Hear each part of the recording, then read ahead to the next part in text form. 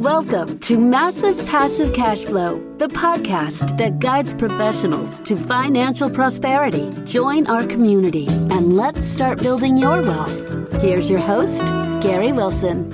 Hello, this is Gary Wilson. Welcome to the Massive Passive Cash Flow podcast. We're glad to have you back.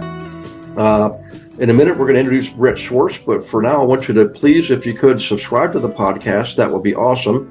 It's on any number of 30 some odd channels, Apple, iTunes, iHeartRadio, you name it. And while you're out there online, visit globalinvestoragent.com. This is where you'll find agents, real estate agents, who are not your typical agents. They are investor agents, and they're trained to work with you and I. We know who they are because we train them.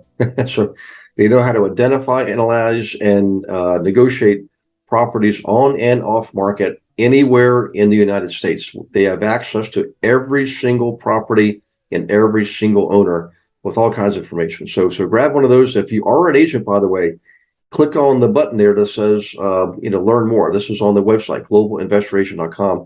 The way the market's turning, boy, I got to tell you guys, I've been in real estate for 36 years. This is not the time to panic. This is the time to prepare and get that part of your business built out so you're going to be okay during this next couple of years here. So in any case, without further ado, Brett, welcome aboard. I appreciate you taking your valuable time to share with us today. Gary, it's my pleasure to be here. Thanks for having me on the show. Excellent. Hey, if you could, I know we were chatting briefly. I've read your bio. Great, interesting subject, which is, how to maximize your tax position favorably to yourself using any, it's probably a number of strategies. I know 1031 exchange is one of them. But if you wouldn't mind, fill us a little bit. How did you get to where you are today to be able to discuss this type of subject, if you don't mind sharing? Yeah, some really smart people. They say to get in the room with smarter people, Gary. Mm-hmm. To the extent that you can do that, you can start to level up and learn from those that are ahead of you in life. And I wasn't planning on being in tax or capital gains tax deferral, but the marketplace of 2008 showed a lot of things. Warren Buffett says you see who's been skinny dipping when the market goes out. And when the market went out, you saw those who had overpaid for 1031 exchanges, had too much debt, not enough liquidity. They lost half or everything. And I was in Sacramento, one of the biggest boom bust cities in Taxifornia. And we just saw a lot of friends, family, and clients get hammered. I met Marcus and Millichap helping people, sell and invest in multifamily properties, do 1031 exchanges. And we thought we were the Navy SEALs of investment real estate. But we quickly found out that sometimes these 1031s don't make any sense. Mm-hmm. And sometimes it might be good for the broker, but not good for the seller. And sometimes the seller wants some diversification, some liquidity, and the ability to time the market, and that's where I found out about the Deferred Sales Trust and had a chance to start to study underneath the creator of it, who is still the smartest person I've ever met. He's a genius. He's a CPA and a tax attorney, and we call him the Elon Musk of tax. And he created this 26 years ago, but most people just don't know about it, or if they've heard about it, they don't have people who know how to execute it. And so that began my study. I'd sit on phone calls for, an hour at a time, webinars for an hour at a time, and just slowly, it's almost like maybe watching a surgeon put people back together. I had my ACL done on both my knees, played basketball in college. And I remember how smart these guys were. And I asked them how many surgeries they've done. They've done thousands of surgeries, right? So I'd ask the tax attorney, how many of these done? Thousands. And, they all worked. They've all worked. And never had a failed IRS audit. And, never had a something go wrong with it. And so in the sense that it can actually be done, created this belief that we can change people's lives with their wealth and in a big way. And being that we're in Taxifornia, one of the biggest tax states in the country, we had to figure out a better way. And so now fast forward, I just train and coach my clients on how to do this for their portfolios. And I train and coach business professionals how to help their clients do this. And we're in a battle for the wealth of America, whether it's going to be in the hands of the people, Gary, or it's going to be in the hands of the government. And they've given us legal ways to do this. And by the way, it's really good for the government too. The government benefits because people sell and they can reinvest the funds into business purposes to create some more jobs. So it's actually a really good thing. One of the biggest misconceptions is somehow the government doesn't benefit from tax deferral strategies. And that's what we do. We defer tax. We help people defer it and then invest it into other businesses, which creates more jobs. And so, it's our passion. It's our love for what we do here. And I live here in Northern California, my wife, 5 kids. I still help people buy and sell multifamily properties, but Mm-hmm. mainly I just help people to close on these deferred sales trusts across the country, businesses, real estate, crypto, primary homes, and help them Mm-hmm. build a wealth plan that suits what they want to do. Okay, excellent. Well, you're in a uh, it's I know California is tough on people financially. It is a beautiful state, though. I've got family out there, all the way up in Redding, California, and all the way down to La Jolla near San Diego, and everywhere in between. And we tend to favor the countryside. We love the mountains, we love the beaches, and we're outdoorsy kind of people. But Sacramento is of course, the government seat of California, and so you probably get a lot more exposure there than most other parts of the state. And it is a lot of fun, though. But the area has always historically been great for investing. And some of the surrounding communities down in Tracy and Livermore and Pleasanton, places like that. I don't know what it's like today, but it was always good for flippers. But let's go to the subject at hand. I know as an investor, we're always looking for ways to not just play offense and score points, but just as importantly, to play defense and keep some of what you have, keep the gains you have. And the trick is, how do you do that? Because, on the surface, it doesn't look like there's much to use, much to go by. And unfortunately, a lot of tax accountants are not really all that familiar with some of these more advanced strategies. They're not really complicated. It's in the code, that the IRS's code written for us to use. So let's touch on, you mentioned the trust. What is it and how is that different than like a traditional non-trust 1031 exchange? Are the two even related, Yeah, great question. So the deferred sales trust, first of all, is not a 1031 exchange. It's not a Delaware statutory trust. They often get confused because they're both a DST. A deferred sales trust is just an installment sale coupled with the trust that allows the seller to defer capital gains tax and live off of payments and slowly pay tax over time. So we would know it better as a seller carryback, like for a property. If Gary wants to sell a $10 million apartment complex and he owns it free and clear, and Joe down the street wants to buy it, well, Gary can be the bank for Joe. And in fact, he could actually finance him 100%. And to the extent that Gary hasn't received cash at closing, Gary's in a deferral state. Now, a 1031 exchange also works in a similar manner, and that Gary, instead of taking all of the cash at closing, can have a third-party qualified intermediary receive the cash at closing, and that allows the deferral to continue, because basically the tax law states that if you haven't received the capital constructively or actually, and you use IRC 453, which is the installment sale tax code, versus IRC 1031, which is also a deferral mechanism for investment real estate, you can defer the tax. And so the essence is an installment sale coupled with a trust. Now you work with a third-party trustee, and this is where our firm comes in, our company comes in, and we serve as that third-party trustee. And then we work with financial advisors. One of the unique parts about the deferred sales trust, they can invest in unlike-kind properties. Okay. So they can put it into stocks, bonds, and mutual funds. Go ahead, Gary. You have a question there? No, I'm just thinking that's I didn't realize that was a feature, because I know in 1031 exchange that has to be a like kind, but here, so you can sell a 20-unit building, but invest in a completely different type of a commodity. Wow. Okay. Allows you to diversify, right? Our parents taught us to sell high and buy low. They didn't teach us to sell high and buy higher 180 days later, especially with interest rates that have maybe doubled in some places and cap rates that are still pretty low. And so we want to make sense of that. And you really want to define, what are you trying to accomplish, right? What is your B? Your B is where you're going. Your A is where you're at. And there's a lot of clients before they meet us, they're real estate rich and they're cash flow poor for a little bit, or they're cryptocurrency or primary home rich or business rich, but they're time, energy, and diversification poor. And they're looking to downsize, or looking to have more time and energy with family, or to have location freedom. It's not just financial freedom anymore. A lot of our clients, they're all accredited investors and they're all millionaires. And so they've made their wealth in the finances, but now they're looking for, legacy play. They might have an estate tax challenge. And so the way we look at this business is it's in a Rubik's Cube. If you're listening to this on the podcast, everyone shows up with a Rubik's Cube that has a little bit different colors in different areas.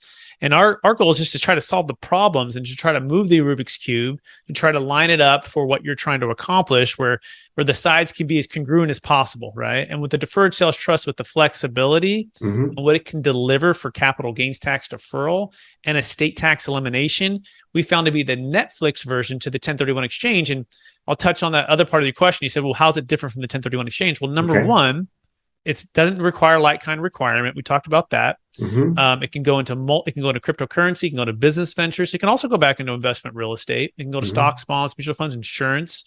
Number two, it requires no timing restriction, which is probably the most important thing about this. In other words, you can dollar cost average. The money can sit at the bank, Gary, and you can wait. You can put it back into the stock market when it makes sense for you. If you want to put it into the stock market, you can also buy real estate when it makes sense. In fact, one of the best deal stories, Gary, for this, and I call this the Monday morning quarterback deal story, where a client who used the deferred sales trust, he in 2006 sold at the peak. Okay. And he's looking around for his 1031 goggles, and he's going, this makes zero sense. He's gentleman's in Minnesota. He owns a property up near the Minnesota Vikings stadium. He sells it for about $20 million. This guy hates the stock market, loves commercial real estate, but for the first time ever, he's saying, I'm not going to 1031 because I think something's going to happen, and these deals don't make any sense. So I'm going to put it into this deferred sales trust, and I'm just going to wait. I'm going to put it into conservative stocks, bonds, mutual funds, things that aren't subject to huge shifts in the marketplace, hedged and protected, very conservative, just kind of wanted to break even for a while. And guess what happened? In 2008, the market tanks, right? And guess what happened then? In a couple of years, the person who had bought his property got foreclosed on. And so in 2011, 5 years after he sold the property, the bank calls him and says, hey, we just foreclosed on that property. Oh yeah, from that, that wild 1031 buyer who overpaid for it. Yeah. Well, we're just curious, do you want to buy it back from us, the bank? And he goes, well, maybe. What's the price? And they said 60 cents on the dollar. Whoa. Sure, that sounds like a pretty good deal. Give me a couple days. He was able to take the funds and adjust the funds and the investments into a brand new LLC and buy back that property at 60 cents on the dollar with the deferred sales trust, still not paying a single dollar in tax. He hasn't received constructive receipt. He's deferred that capital gains tax, and he sold high and he bought low. So when I heard this story, Gary, I said, that makes sense. That's lining up what we've all been taught to do. We've been taught to try to make it congruent with our needs and our wants and what we know our investment strategies are. We just need that vehicle to do that, and the deferred sales trust gives you that ability to do that. Okay, so the trust itself, the trust document, it's I have a trust myself, but it's an asset protection trust. Just it's an old school traditional, one of the original types of trusts, I guess.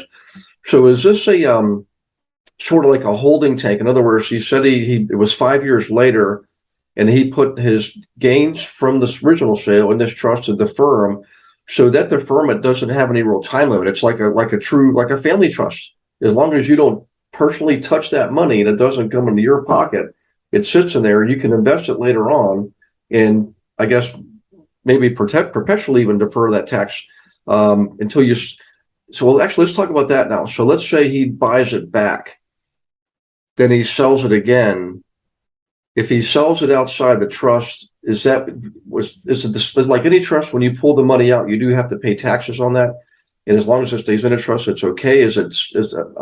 I'm probably getting the body of law I shouldn't be talking about here, but I'm just trying to think of my own knowledge of these trusts. Is that sort of what happens?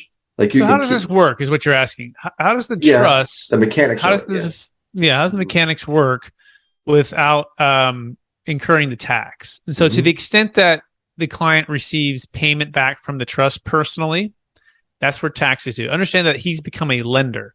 So what he first did is he sold the property and he exchanged it for a promissory note. So he became a lender. Okay. And he gave up ownership of the trust. He doesn't own the trust. The trust owes him back the money. So that's the first concept. Number two, the trust can invest in a number of things, including joint venture partnerships with you as the note holder or the creditor. And so we do that by setting up an LLC where the LLC has multiple owners, the note holder and the trust. So the trust is still invested into an LLC, but we give typically you the majority of the ownership because you're doing the sweat equity. You're finding the deal, you're structuring the deal, you're running the deal. And in that scenario, should the deal sell for a gain, you personally can take that gain, or the trust can purchase your position in exchange for a promissory note, while rolling back whatever its investment was still inside of that deal. So now you have two promissory notes, one trust, two promissory notes. We just did this for another client. They sold cryptocurrency for $5 million. It's actually Bitcoin. They bought it for 50,000, went to 50 million. And at 54,000 a coin, they exited 5 million into the trust. 4 of that 5 million was used to start a brand new tech startup company. That was part of her dream, to get away from the big tech company and do her own thing. And so instead of having to pay about 1.85 million in tax, right? She lives in California. She's able to defer that tax and put the majority into a startup company, all tax deferred. Now that startup company may go to $50 million in 10 years. What's going to happen? Well, that original 4 million that went into the startup company rolls back into the trust, which still owes her the money. And that additional gain can be used for another promissory note. Let's call that $46 million promissory note. And that's the beauty of this deferred sales trust. It's the execution and the team to help you go through that. That's the biggest thing. But it's, that's why you hire 1031 qualified intermediaries. That's why you hire Capital Gains Tax Solutions, us, why you hire a financial advisor and CPAs. We map it all out. We execute the business plan, and then you get the chance to grow your wealth. Wow. Okay. All right. Now, earlier on, we mentioned that we could sell the piece of property and later on invest in some other like you said, Bitcoin, for example, or any cryptocurrency. Is the same thing true reverse? Can we sell? I'm guessing it is. So in the trust, if you sold, so let's say you bought crypto at, when it was $20, now it's $20,000, for example. Would you sell the crypto into the trust for that promissory note? And then could you take that inside the trust and then buy real estate? In other words, it's the same, it goes both directions. Oh, that's awesome. Yes, absolutely. It's a beautiful thing. Yeah. In fact, you can go in and out of different asset types and in and out of different asset types on the investment side of things. And so it's agnostic when it comes to investments. Okay. Businesses, investment real estate, ground up development deals. We have a client who just sold a $2.6 million business in Alabama, and they're building a 72 multifamily property in Tennessee with part of the funds. We have other clients that sold high-end primary homes in Palo Alto and put it all into the stock market to defer his tax and to grow his wealth. And so it's definitely flexible, and it's based upon your risk tolerance, Gary, and really kind of what you like to invest in. We're going to work with the financial advisor to formulate a plan and then execute on that investment plan. Yeah. Well, I hope a lot of my clients and colleagues are listening, because this is exactly the kind of thing that they're doing. I'm personally in real estate and also in crypto to a degree, not like some of these other guys, but they're also using gains on the gains that they're getting to buy IULs, Index Universal Life, where they get a cash value for the death benefit. And also there's another component. It's like a conduit account where it ends up being sort of an annuity later on in life. They're using it to pay all their bills. I don't know anything about it beyond that, but this is right up their alley. So they're using this type of strategy, and I think they'd be extremely interested to learn about this trust. We've learned about other kinds of trusts where you can own businesses and things like that, but this sounds like it's a specific use, and it's exactly what we need, because I don't need a giant trust that's I'm not a Kennedy, I'm a Wilson. So we're doing okay, but we're not doing as well as the Kennedys. So I don't think I need a $60,000 trust. But something like this, specific use, is to help us deal with our investments and play defense and keep, only pay what we're required to pay, following all the rules, all the laws, all the, everything according to the IRS code, for example. And of course, this sounds perfect. So the trust itself, is it like a long-standing trust, something that's been around for years, or is this something that came out in the last few years based on more new or recent IRS code, or how did this whole thing come about, I guess, We'll be right back with the Massive Passive Cash Flow podcast after I invite you to Monday Night Live. Every Monday night, 7 p.m. Eastern, I teach a class without fail for you on subjects ranging from flipping to buying rentals, managing rentals, wholesaling, commercial, creative purchasing techniques, analyzing properties, identifying properties, hundreds and hundreds and hundreds of subjects. And if you are a licensee, if you have a real estate license, you should definitely tap in, because there are a lot of investor agents also in the class.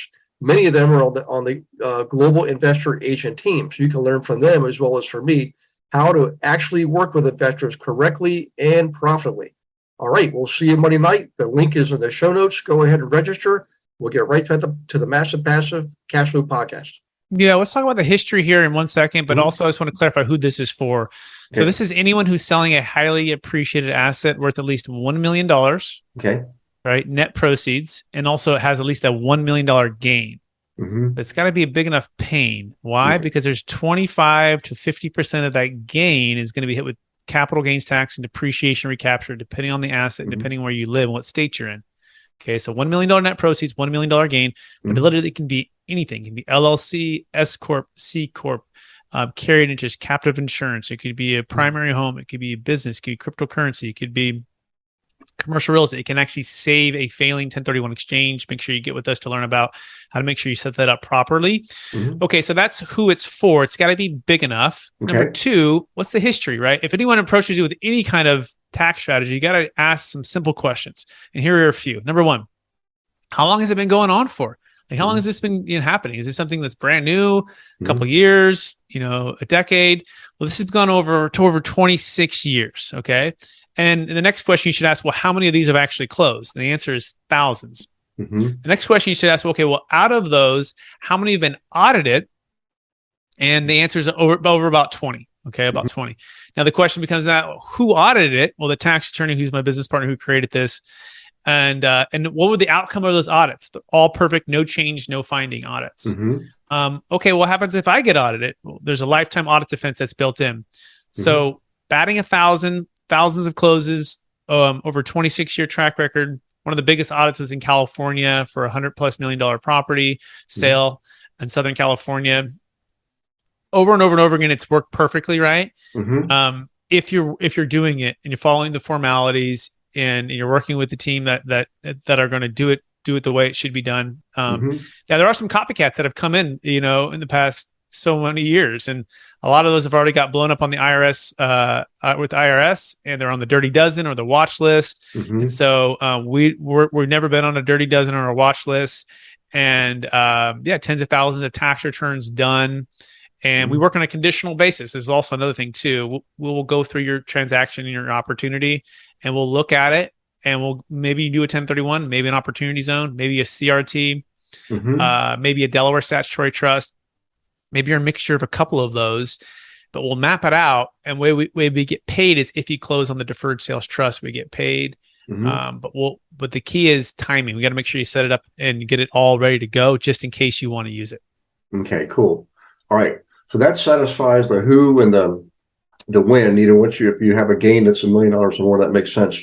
But as far as where this works, obviously it's a U.S. trust, but can foreigners get this trust? I used to live in Canada, and I've got colleagues and clients in Canada, people from all over India, Israel, like 13 different countries we deal with. So are they eligible for this too? How does absolutely? Let me also clarify that it is U.S. based tax code, which means that anybody is subject to U.S. based capital gains tax or estate tax. Okay, and this is an absolute home run, especially if you're a foreigner who is subject to the estate tax challenges of anything above really $68,000. If you're a foreigner, by the way, is subject to a 40% death tax, and so that has nothing to do with capital gains tax or the stepped up basis. We've been taught, and or maybe just not taught all the way, that a 1031 exchange, you can swap until you drop, and then when you drop, you get a stepped up basis, and that's great for capital gains tax, but it has nothing to do with estate tax. And so for a U.S. citizen, 24 million married, 12 million single, the estate tax challenge is a real one because it's 40% debt tax on anything above those amounts. Unless you use a deferred sales trust, it's called a 2.0 or plus. Before you pass, we can sell the assets, move it outside the taxable estate without any life insurance, without giving anything away to charity, and without having to have 50 kids try to gift it all away. In one transaction in one day, you got to sell it for fair market value. We can move it outside the taxable state. We just did a deal for a client out of California.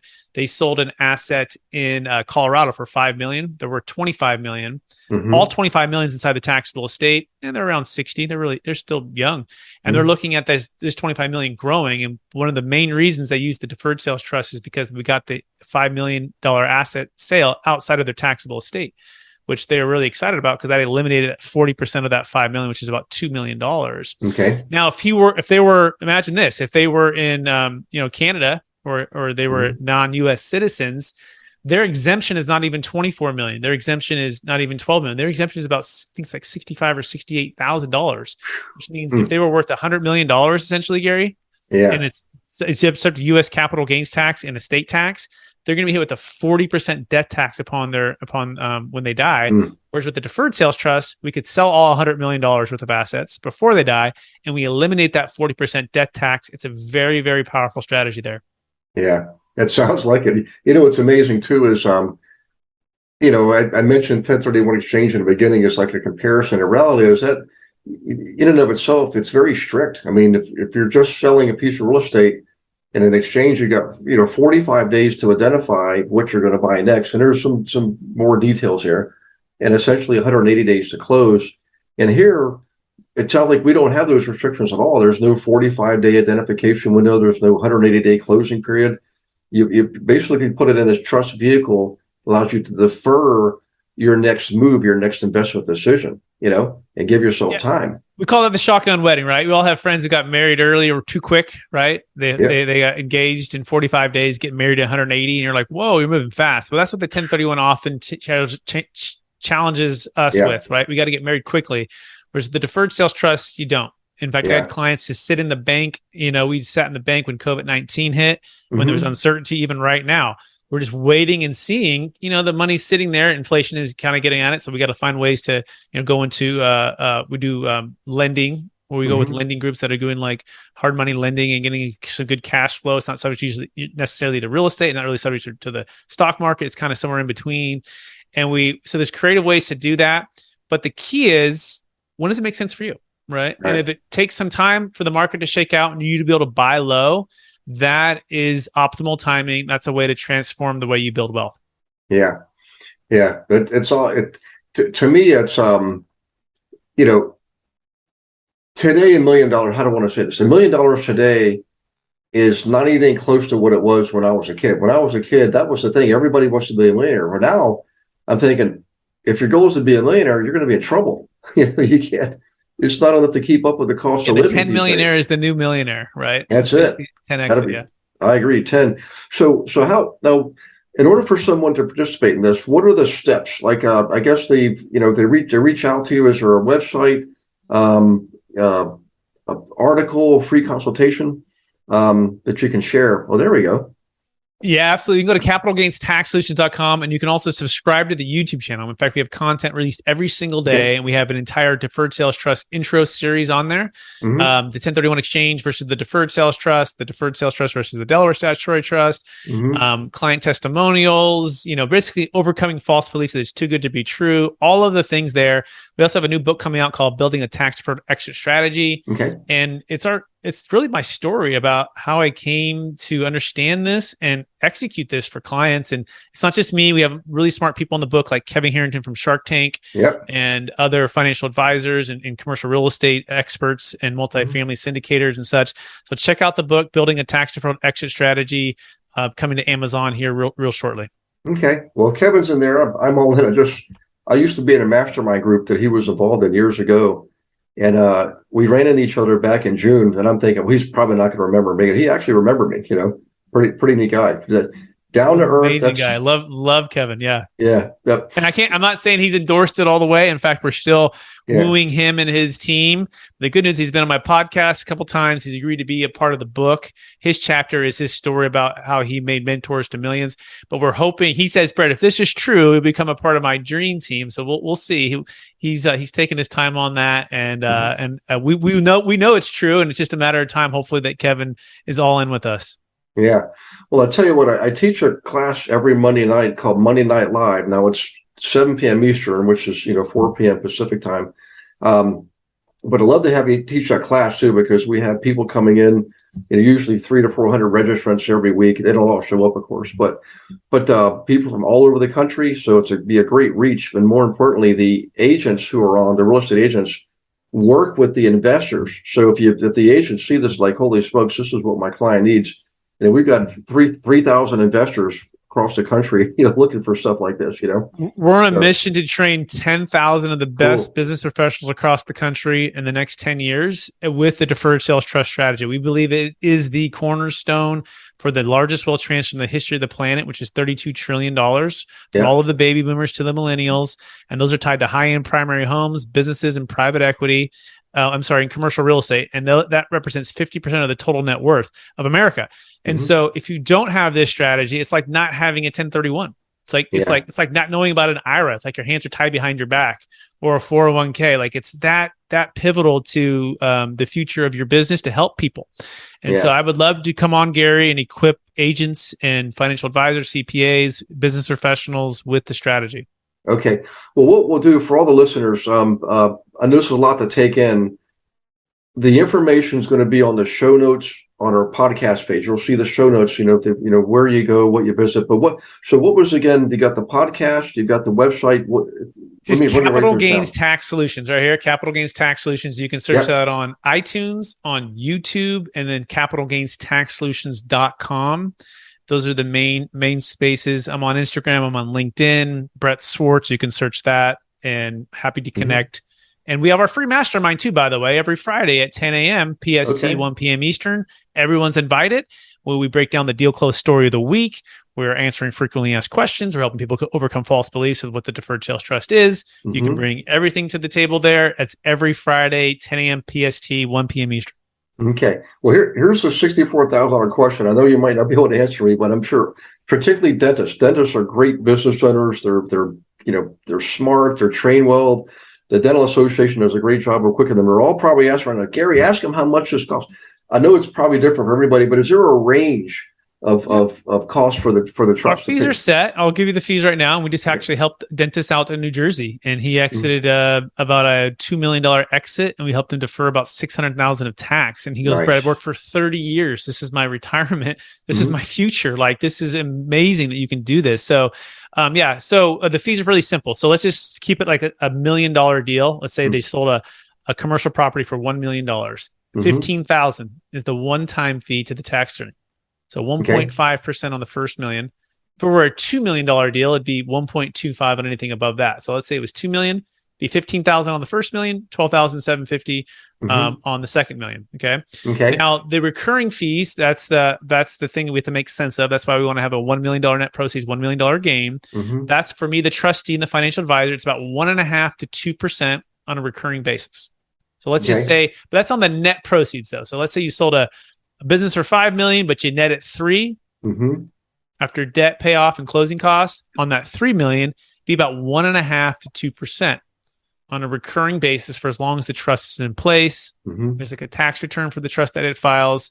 But our ultimate goal is typically to return about 8%, depending on your risk tolerance. It could be a little bit lower, net of those recurring fees. So net of that 1.5% to 2%. So we want to try to earn about 9.5% to 10% over any 10-year period of time.